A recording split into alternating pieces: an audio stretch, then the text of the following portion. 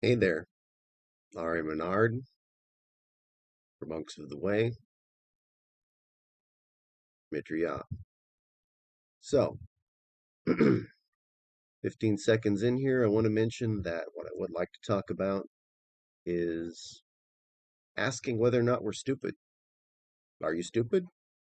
Am I stupid? I mean, if we put it like a yes or a no, like a binary, which one will we have to choose? Let me make an example first, and then maybe that will help us answer the question. Um, are you vision impaired?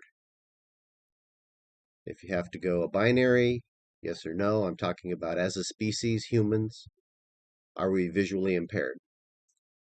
Uh, well, let's figure out how much of what we could see can we see? Visible light in the spectrum that could be perceived by a biological organism such as ourselves, that is seen by other animals and creatures, even including plants.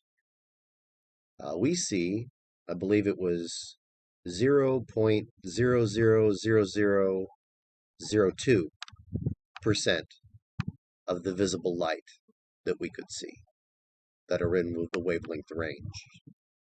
Um, so not even 1%, not even, wow, just almost nothing, almost nothing. So, and that's what we have experience with. We don't even know. Other light might be possible that we haven't even figured out yet. But yeah, so as a species, hearing impaired, I'd have to say yes. Ooh, a little bit of wind there.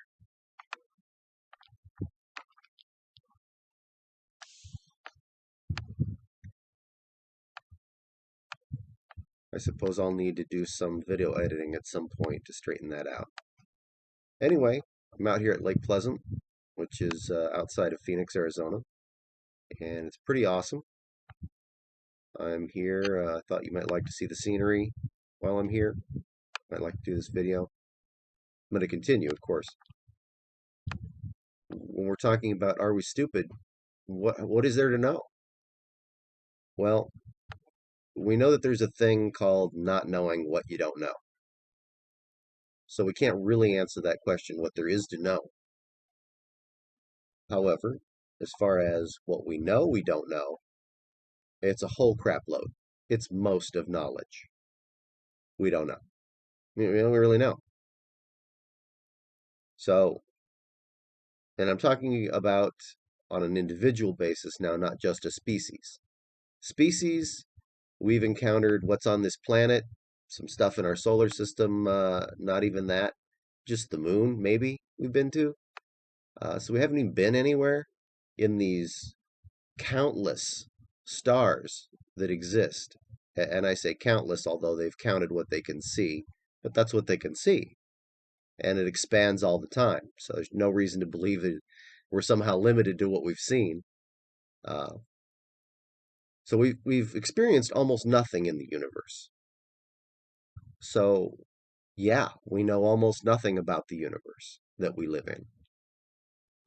We know a bunch that's localized, and even that, we got to admit stuff we don't know.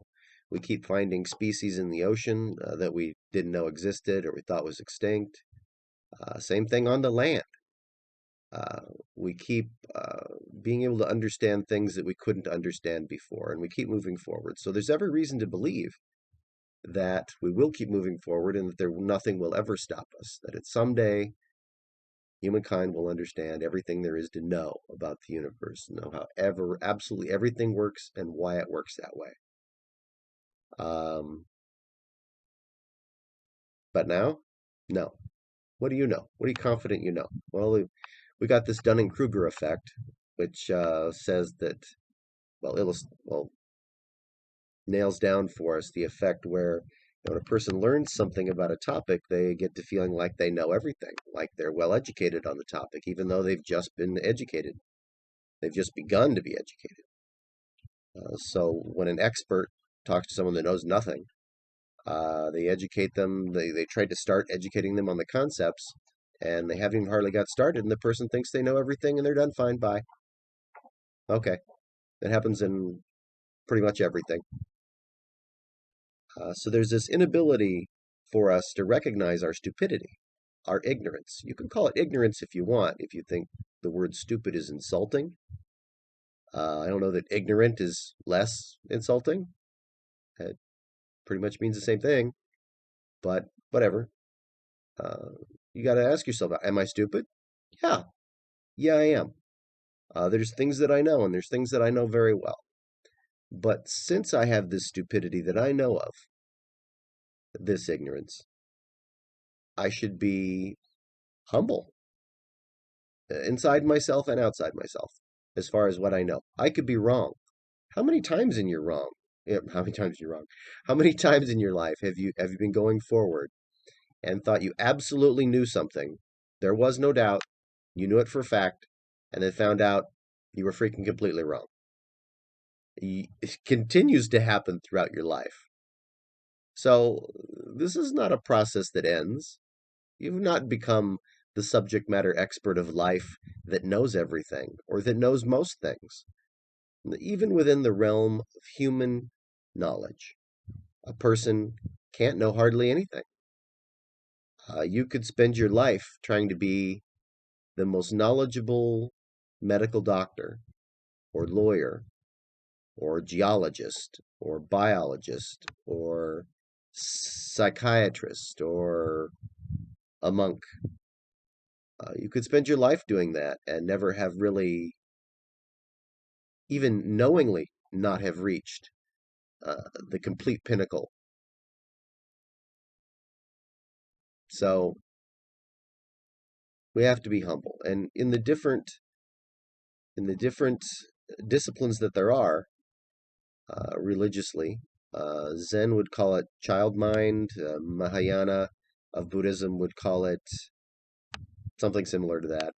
Anyway, in Theravada, they have the same concept of not being so sure of yourself, not believing what's true, and at the same time believing that you could be wrong.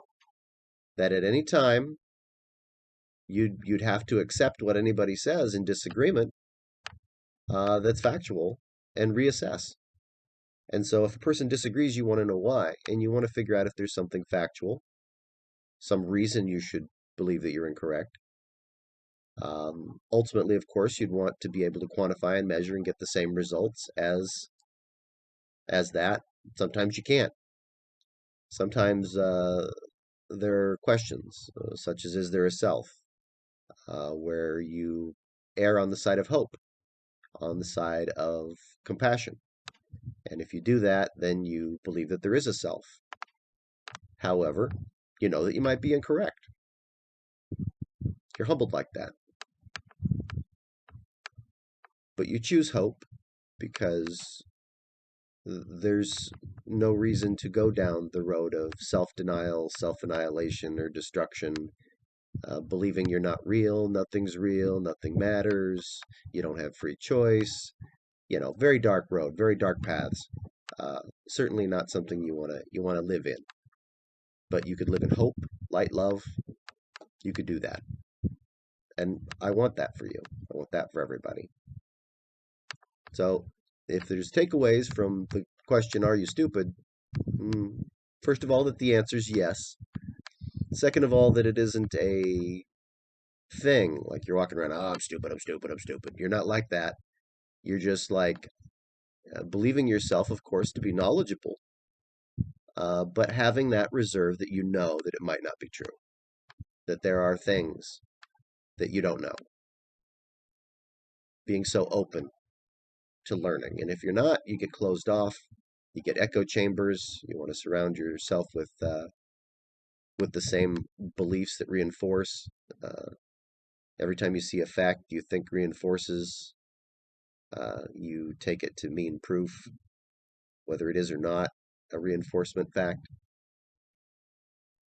Many things. I'll probably go ahead. Yeah, I'll attach a sutta or two from Buddha about what you see is simply what you see, what you hear is simply what you hear, and how we need to use discernment because our senses will deceive us.